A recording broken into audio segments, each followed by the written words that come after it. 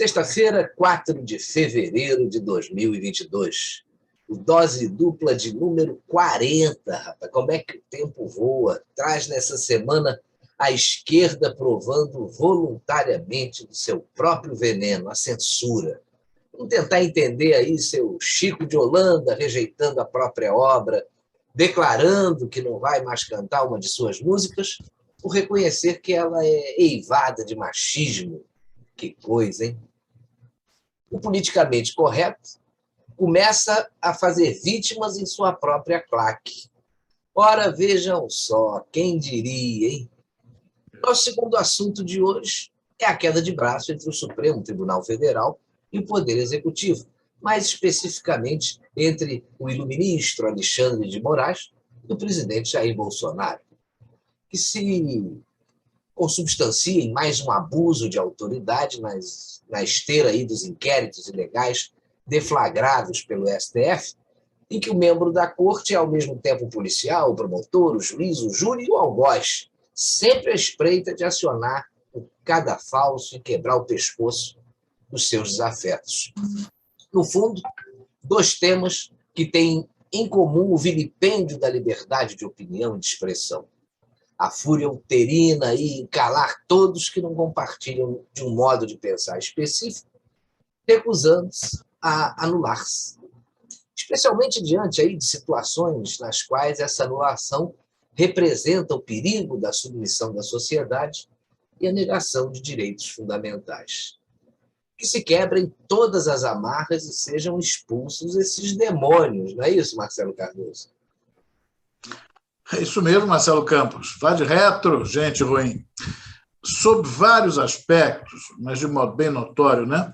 No da questão da peste chinesa, da fascinação e suas intercorrências, a humanidade começa a reagir à tirania que se espalhou pelos quatro cantos do mundo e vem dando bastas enfáticos. Eu, sinceramente, não sei o que está fazendo com que as pessoas abram mão da sua liberdade, tanto a de opinar quanto a de conduzir a sua própria vida e gerir suas decisões particulares. Isso tudo em troca de uma falsa segurança ou de uma espécie de conforto ético diante de outras pessoas que pouco se importam com elas, né? Tá todo mundo louco? Oba! Dizia a música, né? Fala, Marcelo. Pois é, coisa doida mesmo, né? Em meio a toda essa loucura, vamos começar então mais um dose dupla. O meu disco de número 40, rapaz, como passou rápido, né? Eu vou ali vestir a minha camisa de força amarelo-limão, se me deixarem, aí eu volto logo aí depois da abertura. Em todo caso, seja muito bem-vindo.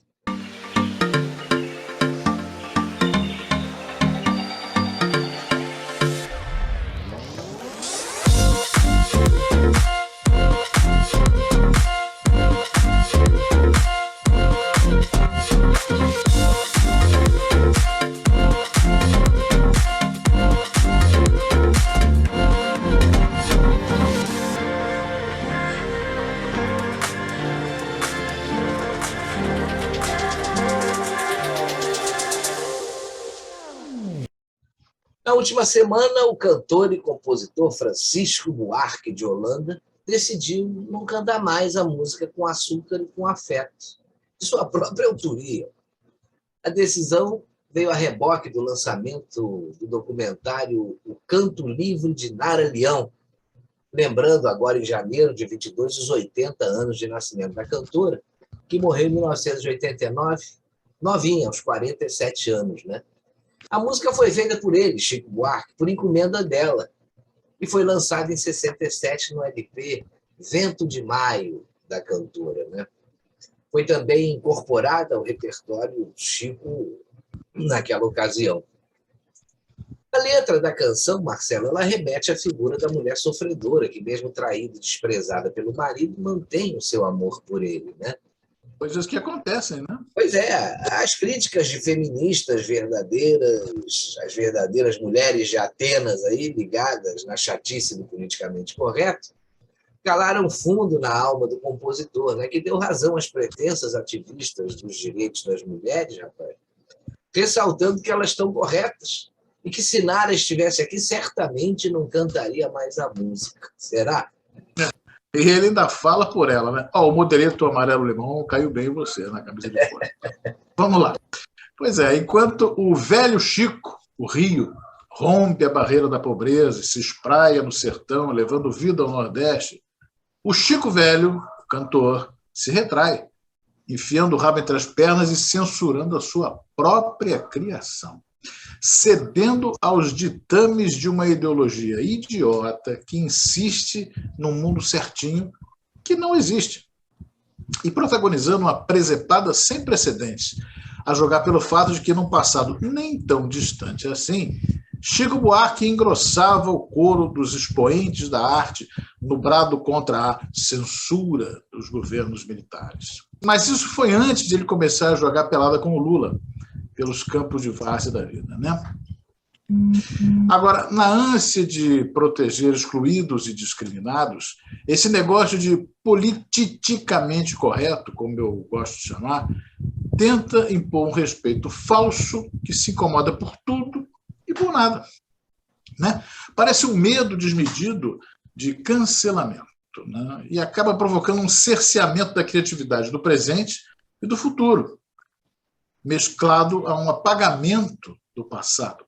É como se o personagem Winston Smith, da obra 1984, de George Orwell, vivesse hoje entre nós, reescrevendo a história à conveniência de quem dita as regras da vida em sociedade e os padrões de comportamento. Ah, e um detalhe. Chico Buarque diz estar cedendo ao argumento em respeito às feministas, não às mulheres. Essa sutileza faz muita diferença e é reveladora. Rapaz, é incrível, né? Como é que um cara da envergadura de um Chico Buarque se proponha a esse tipo de castração. Ele está simplesmente oferecendo seu próprio talento no altar do sacrifício das minorias inexpressivas, que com isso acabam crescendo na importância que não possuem, né? A partir de gestos ridículos desse tipo. Bem, eu vou te dizer uma coisa, em última análise, como todo bom esquerdista gosta de fazer, né? Só falta dizer que a culpa não é dele, é da Nara que encomendou a canção, ou até do Bolsonaro, hein? Fala isso também, né? Mais ou menos como os sítios e apartamentos que não são dele, são dos amigos, e por aí vai, né, Marcelo? É como a minha caneca, que é do amigo, ela não é minha, está escrito aqui, né? Exatamente. Agora, por aí. Se bem que essa renúncia tão fácil, né, a obra dele, poderia se explicar pelo fato de ela não ser mesmo dele, né? Anda circulando na web um vídeo em que o próprio Chico admite ter comprado criações musicais, né, canções de terceiros, registrando-as como suas. Nesse caso, a música não seria mesmo dele, mas de um amigo. A gente conhece histórias assim, né, como você bem lembrou. Mas será que ele abriria a mão, assim, além de cantar, de receber os direitos autorais com açúcar, com afeto, e por tantas outras músicas, digamos, ofensivas aí ao universo feminino, como Geni e o Zé Pilim, né? Ou Mulheres de Atenas, como é que pode? Jogar pedra na Geni ou jogar bosta na Geni, já que ela é boa de apanhar, boa de cuspir e dar para qualquer um, é fácil, né, Marcelo?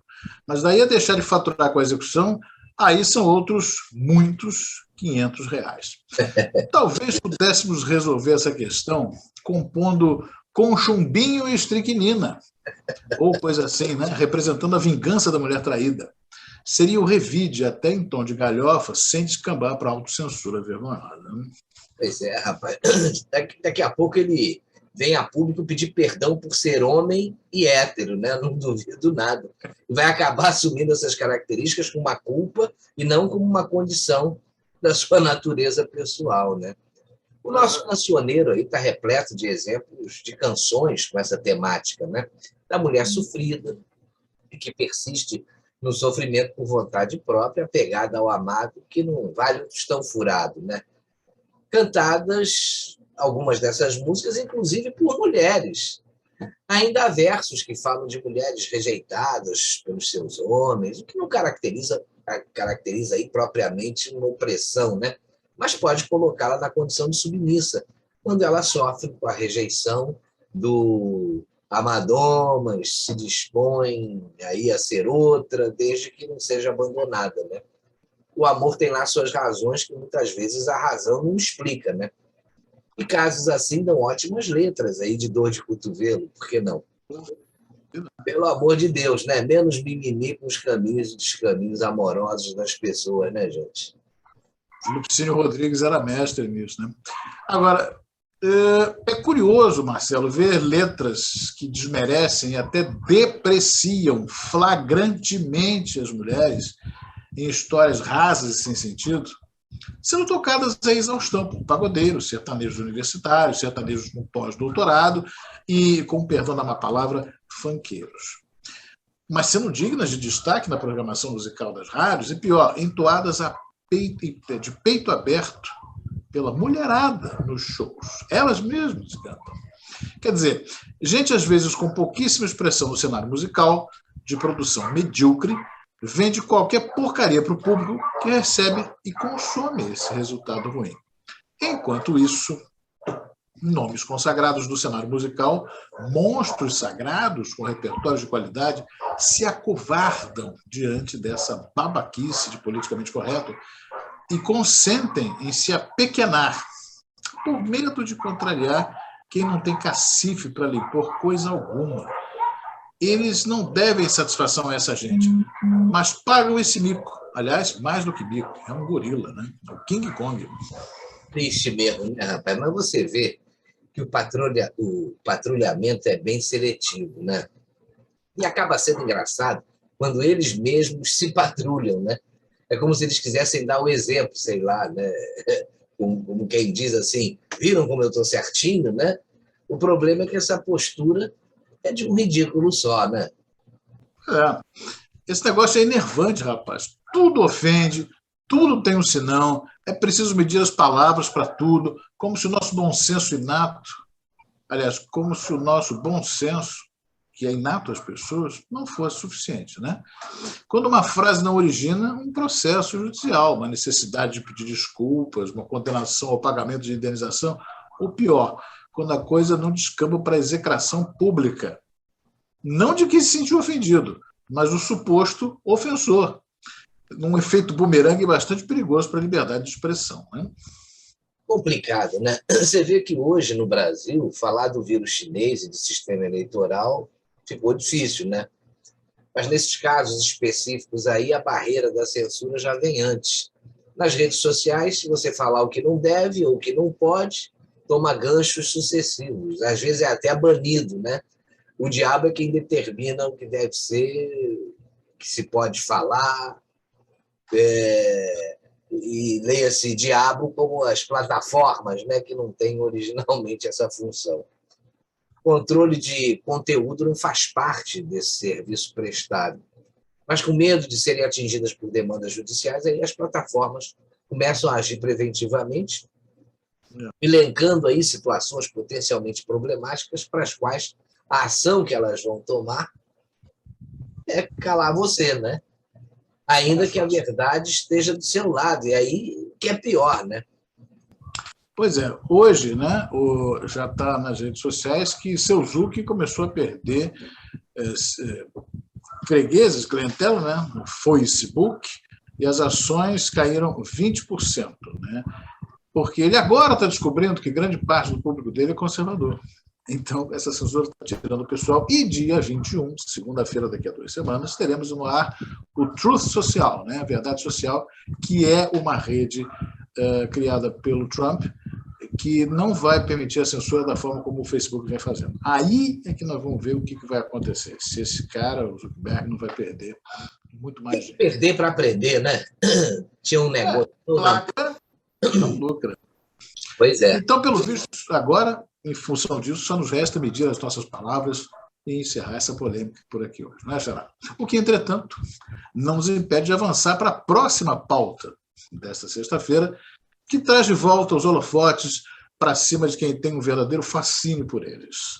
Nossos iluminados ministros do STF, que tudo veem, tudo ouvem, tudo sabem e tudo tramam. Aliás, acima deles, conforme já disse o Omar Aziz, né, um dos nossos 3 patetas, só Deus. Ou não, se é que o babado já transitou em julgado. Né? Mas quem está transitando muito mal no STF não é o processo, né? E sim o ministro Alexandre de Moraes. Esse aí parece que tomou o gostinho e vive avançando o sinal com total impunidade, né? Eu acho que ele está achando, rapaz, que nada vai acontecer com ele, já que ele é um super supremo, né?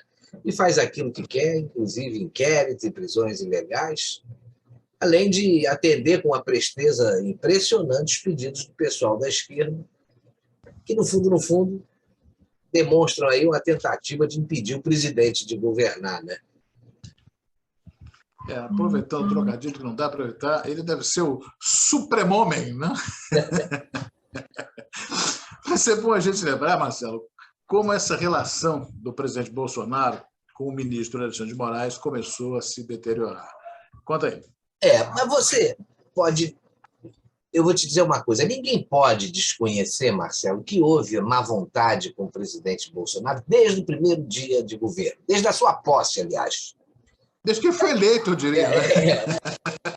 Você deve se lembrar aí da provocação feita pela ministra Rosa Weber ao entregar ao presidente da República, eleito com quase 57 milhões de votos, um exemplar da Constituição como se ele não tivesse conhecimento dela e que fosse governar à margem da nossa Carta Magna, né?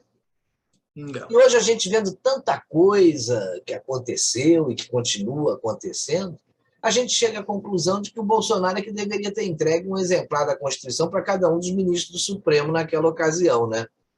E uma cartilha junto, né? Foram muitos os momentos aí que o Supremo demonstrou que não estava interessado em harmonia nenhuma com o Poder Executivo, né? Mas os entreveros aí com o ministro Alexandre de Moraes se intensificaram logo depois que o presidente nomeou o delegado Alexandre Ramagem para o comando da Polícia Federal, né? O ministro Alexandre de Moraes suspendeu a decisão. E aí a impressão que deixou foi que a decisão não foi jurídica, mas política, né? Você vê que circulou pela imprensa na época que o Ramagem, responsável pela segurança do Bolsonaro e da campanha até a posse, era amigo dos filhos do presidente. E logo no início do governo, ele mesmo foi colocado lá na direção geral da ABIN, né? Mas esse rolo da mudança na Polícia Federal e a decisão do ministro Alexandre de Moraes tiveram um nome em comum: o ex-ministro Sérgio Moro. Quando Moro anunciou a sua saída do governo Bolsonaro, logo depois que o presidente anunciou a saída de Maurício Valeixo da direção da Polícia Federal, foi aí que ele começou com o discurso de que o presidente estava interferindo politicamente na PF. Pois é, Marcelo, mas se a gente parar para pensar, depois de tudo isso que aconteceu envolvendo a saída do Moro, provavelmente o Bolsonaro já tinha até motivos para dar uma esvaziada no ex-ministro em função da conduta que ele vinha apresentando, né? E já estava, provavelmente, com a percepção de que ele ia deixar o governo tentando fazer um estrago, um escândalo aí para desgastar o Bolsonaro, né? Afinal, o Moro se considerava um super-ministro que não poderia ser demitido sem deixar mal o governo que o acolheu, né? Nunca contrate aquele que você não pode demitir, dizia o Bolsonaro, né? Mas, sentindo o cheiro de traição, o presidente Bolsonaro deve ter percebido aí que ele precisava fazer alguma alteração na direção da Polícia Federal, né? Tinha que tirar o homem de confiança do Moro e colocar outro, que, aliás, é a coisa mais natural do mundo, né? Eu vou te dizer uma coisa, ninguém se lembra do nome dos superintendentes da Polícia Federal nos governos Dilma, Lula e FHC, né? Nem que tipo de ligações os ex-presidentes tinham com eles. Mas basta ser o Bolsonaro e o Bolsonaro escolher alguém para o mundo virar de cabeça para baixo, né? Mas aí eu te digo, é só você ligar os pontos. O ministro Alexandre de Moraes colocou em sua decisão que levou em consideração as denúncias do ex-ministro Sérgio Moro. Bastou ser contra o Bolsonaro, passa a ter razão, principalmente para membros do STF, né? Segundo Alexandre de Moraes... Mas, segundo Alexandre de Moraes, haveria aí indícios de desvio de finalidade na decisão do Bolsonaro de nomear Ramagem como o diretor-geral da Polícia Federal. Decisão, para mim, puramente política, como eu falei. Verdade.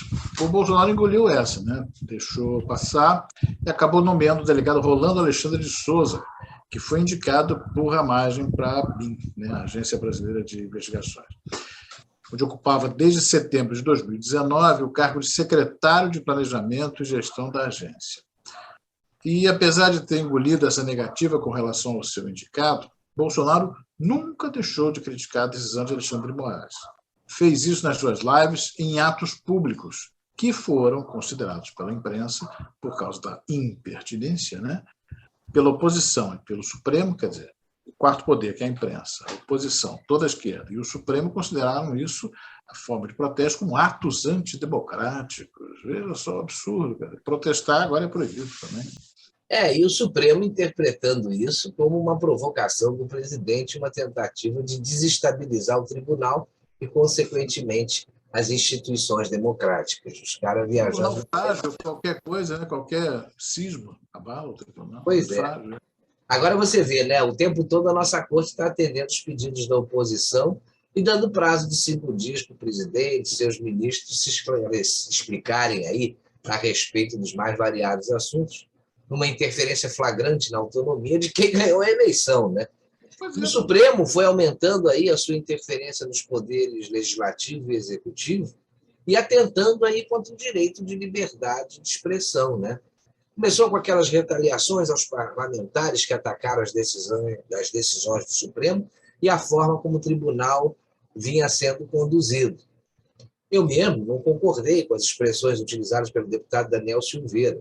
Só que ele tinha imunidade parlamentar. Se ele cometeu algum excesso, quem deveria julgá-lo era o Conselho de Ética da Câmara, e não o Supremo, né? Mas a impressão que eu tive é que a Câmara arregou, rapaz, e abriu mão do seu direito de dizer não ao STF e julgar o deputado por meio dos seus pares. Mas não. Fez o que fez com o deputado Daniel Silveira. E aí eu vou te dizer uma coisa. Eu acho que o presidente da Casa, Arthur Lira, foi omisso e covarde nesse episódio.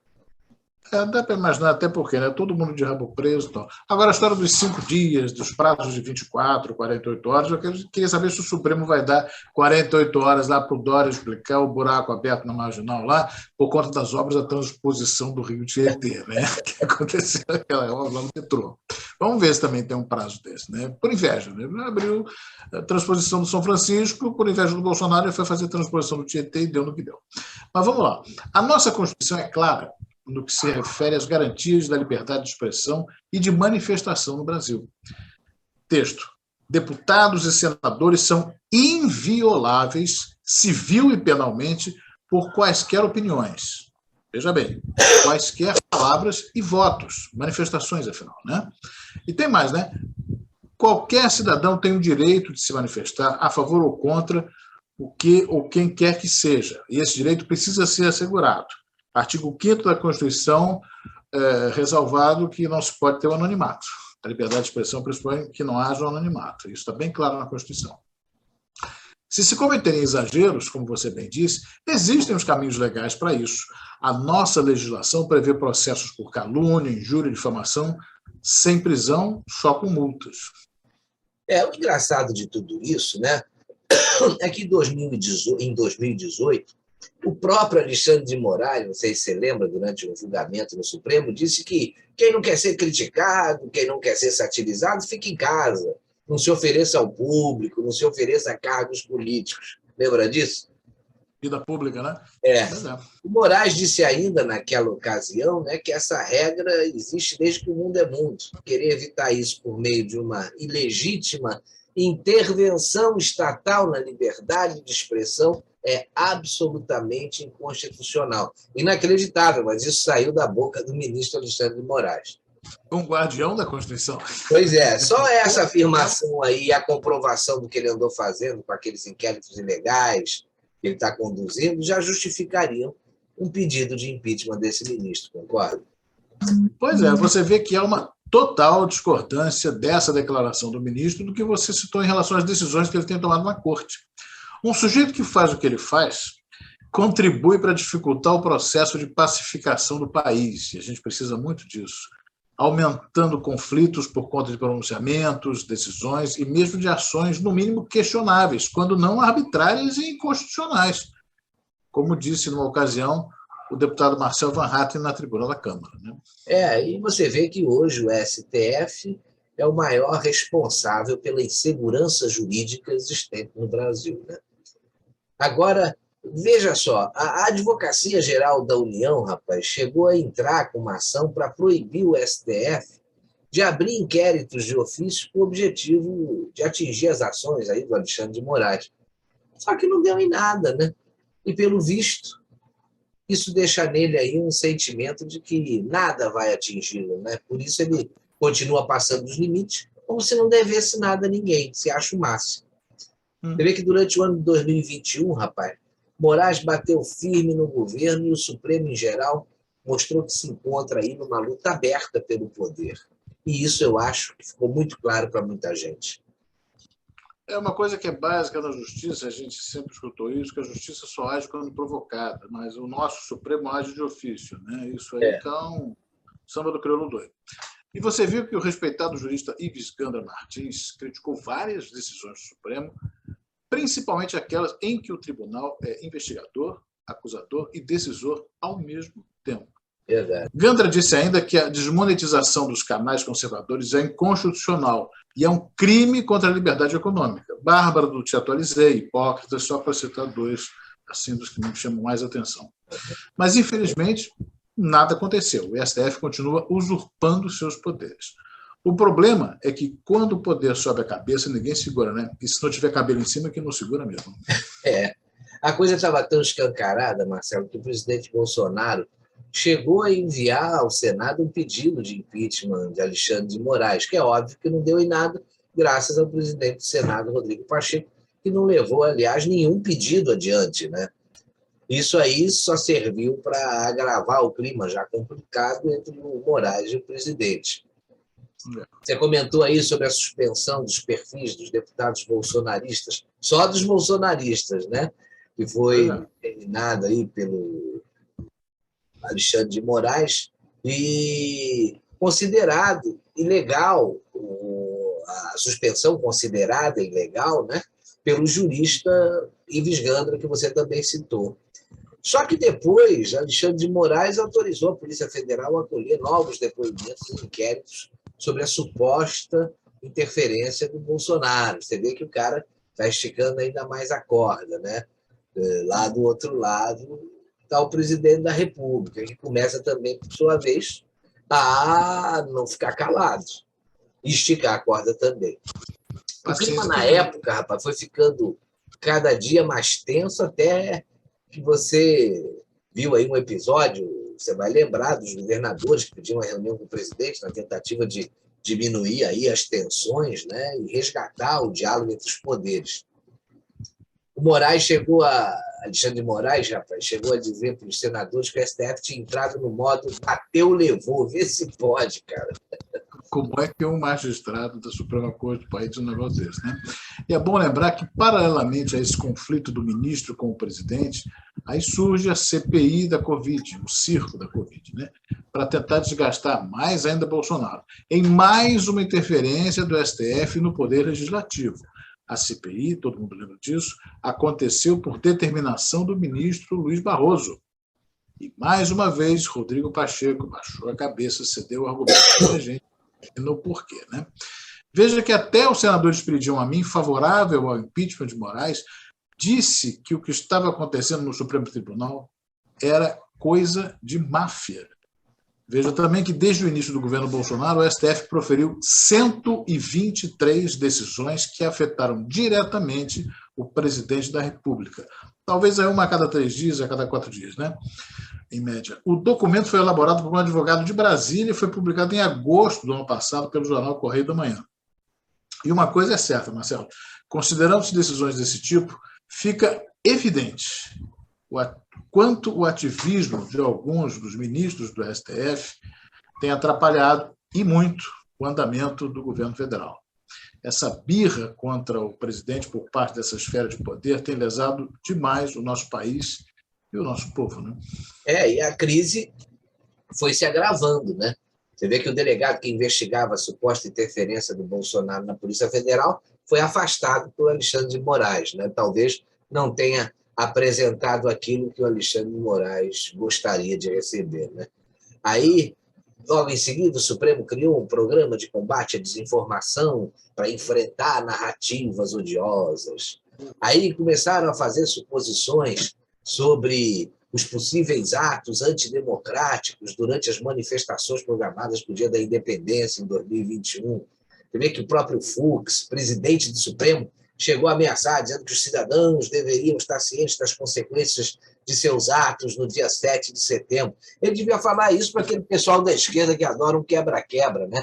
Porque não, e é chato do Borba Gato e tudo isso, né? Pois é. E não aconteceu nada com aquela turma, né? Nada. Você vê que os atos de 7 de setembro promovidos pela direita transcorreram no maior clima de paz, né?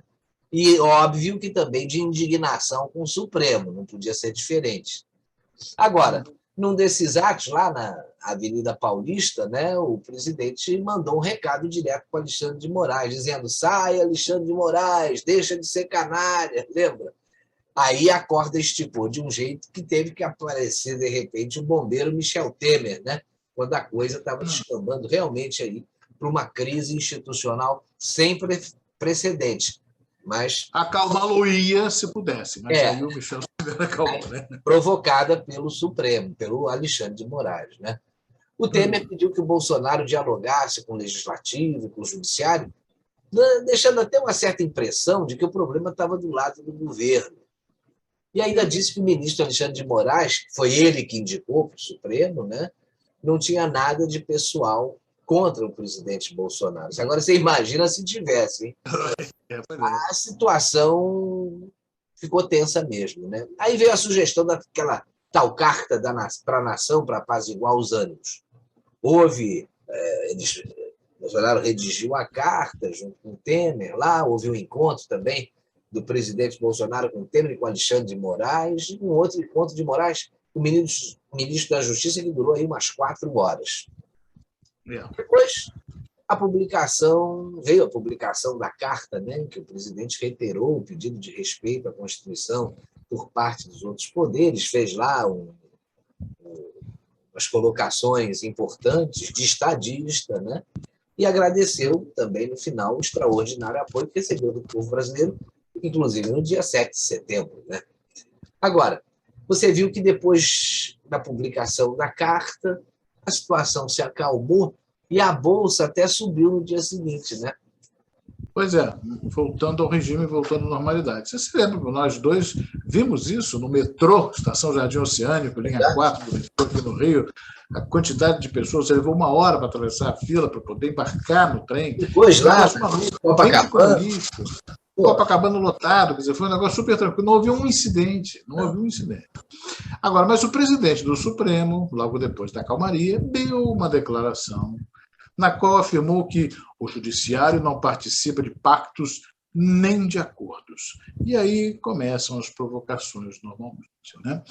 Essa declaração deu a impressão de que foi para tentar não deixar o presidente Bolsonaro ficar com os louros desse possível restabelecimento da harmonia entre os poderes que se avizinhava. Fux disse ainda que a democracia estava em mar revolto, mais perto do porto do que do naufrágio. Menos mal, né? Agora, veja que o Supremo provoca o tempo todo. A justiça deveria ser provocada e não provocar, né? Lembrando do que foi falado agora há pouco. Mas, mesmo assim, veio a calmaria por um tempo, apesar das declarações de Fux, dizendo que este Supremo Tribunal Federal se apresenta como exemplo vivo da democracia. Só que em dezembro do ano passado, a corda começou a ser esticada novamente. O presidente Bolsonaro criticou, durante uma entrevista ao jornal Gazeta do Povo, o novo inquérito aberto contra ele pelo ministro, adivinha quem? Alexandre de Moraes, do Supremo Tribunal Federal, classificando-o de abuso no inquérito. Bolsonaro afirmou que quem estaria avançando sobre ele é o ministro Alexandre de Moraes do Supremo, e não o contrário. E ainda complementou dizendo que tudo tinha limite. O saco arrebenta uma hora dessa. Dizem que o saco do Bolsonaro é grande, mas não é infinito, né? O Moraes, rapaz, voltou a colocar as manguinhas de fora, né? Afirmando aí que aqueles que atentarem contra as urnas e que afirmarem que há fraudes nas eleições estarão praticando crime. Quer dizer, se houver fraude, o cara falar vai ser preso, mas não vão apurar a denúncia. Até a segunda ordem é crime. É ele que define o crime, né? Está escrito na Constituição, não vale mais nada, né? Aí depois ele deu 48 horas para o Bolsonaro se manifestar sobre a intenção de expor técnicos da Anvisa naquela questão da aprovação das vacinas para crianças, né? Então, o que o Bolsonaro colocou é o seguinte: se o sujeito está aprovando, por que ele não pode se responsabilizar pela aprovação, né? A coisa mais normal. Você mesmo disse que essa informação é pública. Pois é. Não existe segredo em atos públicos, né? Pois é. Agora, a polêmica mais recente aí foi a intimação para que o presidente Bolsonaro prestasse depoimento sobre o suposto vazamento de documentos sigilosos, né? E o Moraes ainda negou o pedido da AGU para que o presidente fosse liberado de prestar o depoimento presencialmente. Você vê que a má vontade impera, né? Como Bolsonaro... ele não quer perder coisa, né? Pois é, como o Bolsonaro não agendou o depoimento após 60 dias da determinação dele, o Moraes acabou determinando que ele fosse ouvido presencialmente na sede da Polícia Federal e marcou dia e hora para isso, né? Eu vou te dizer, uma ousadia em se tratando de um presidente da República, né? Falam tanto de falta de postura, olha aí. Ele disse que o presidente tem o direito de permanecer em silêncio, mas não pode deixar de comparecer ao depoimento. Só que ele deixou. E aí, o que aconteceu? Nada, né? Dessa maneira, o Moraes disse que será o investigado que vai escolher o direito de falar no momento adequado ou o direito do silêncio, ao silêncio aí, parcial ou total. Mas não é o investigado que vai decidir prévio e genericamente pela possibilidade ou não da realização de atos procedimentais ou processuais durante a investigação criminal ou a instrução processual penal. Quer dizer, a gente está vendo que não há nenhuma intenção de harmonizar, ao contrário, né? Parece que querem botar mais lenha na fogueira, né? Ele está esticando a corda novamente. E toda essa elasticidade pode estar por um fio, né? O data venia habeas corpus ipsis literis é muito juridiquês para o meu gosto, cara. Mas olha só, esse inquérito foi aberto em agosto do ano passado, depois que Bolsonaro divulgou em suas redes sociais a íntegra de uma investigação da PF que tramitava em segredo de justiça e que trata de um ataque hacker aos sistemas internos do Tribunal Superior Eleitoral. Aqueles casos que ficaram 6 meses lá dentro, o tribunal nunca tinha tomado nenhuma atitude, não expôs isso ao público, eles mesmos não expuseram isso, né? Agora, só que o presidente afirmou que o sigilo já tinha caído. Porém, não foi isso que a investigação da PF concluiu. A Polícia Federal afirmou que Bolsonaro cometeu o crime de vazamento de informações em uma live, mas não houve indiciamento, porque ele tem foro privilegiado. Agora, cá para nós, sabe-se que há grupos dentro da PF com maior ou menor simpatia por aí por cá, né? Então, manobrar essa coisa de é sigilo de justiça, isso foi violado, fica muito fácil também colocar alguém na berlinda por conta disso. Pois é, o Brasil está complicado, né? E você vê que essa novela aí está longe de acabar. Mas a gente está vendo para onde ela pode caminhar, né? Que é para a inviabilização da candidatura do Bolsonaro nas próximas eleições. Porque é isso que querem a maioria dos ministros do Supremo, a oposição e a velha e extrema imprensa, né? A gente não pode esquecer que o Alexandre de Moraes já prorrogou por 2 vezes o prazo para o encerramento daquele inquérito ilegal das fake news. Isso talvez para deixar que determinadas conclusões aconteçam às vésperas aí das eleições, quem sabe, e criar algum constrangimento do presidente. Aproveitando o fato de que ele vai assumir a corte eleitoral, né? Quer dizer, tudo tramado, aquela velha coisa. Fora o fato de como ele não conseguiu arranjar nada, ele precisa de alguma coisa, ele se prende a isso, porque senão o inquérito vira uma dor de cabeça. É uma piada em relação a abrir um inquérito e não apurar nada. O que você vê aí é todo mundo oriçado e com medo de alguma revelação sobre as últimas eleições, né? No caso aqui, as de 2018. Para o tribunal, Marcelo, que vive falando em democracia e prega transparência, por que ele quis esconder que houve uma invasão aos computadores deles, né? O cheiro é que essa história não vai acabar bem, né? Fora aquela história do supercomputador, gozado, os caras têm 2 anos, a cada 2 anos tem eleição. Então, eles davam 2 anos para montar o aparato. Aí, no dia da eleição, acontece um problema, o computador pifa, o computador que, por sinal, foi alugado, sem licitação, tem toda uma história por trás disso, que a gente já acompanhou.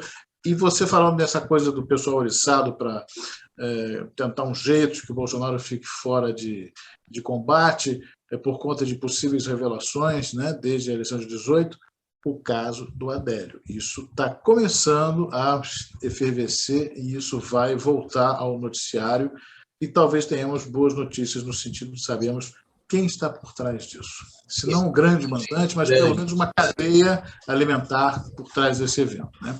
Agora você vê, de um lado, o presidente começando a reagir, peitando Alexandre de Moraes e os outros ministros que também têm abusado de suas prerrogativas, né? E do outro lado, a esquerda, a oposição em geral e o Supremo, o presidente do Congresso, doidos para descartar Jair Bolsonaro das próximas eleições.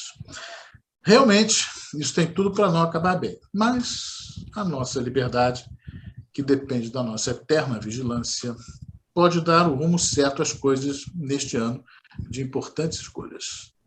Tempo de faxina, jogar o que não presta fora e abrir as janelas para que um novo e bom vento sopre. É isso aí.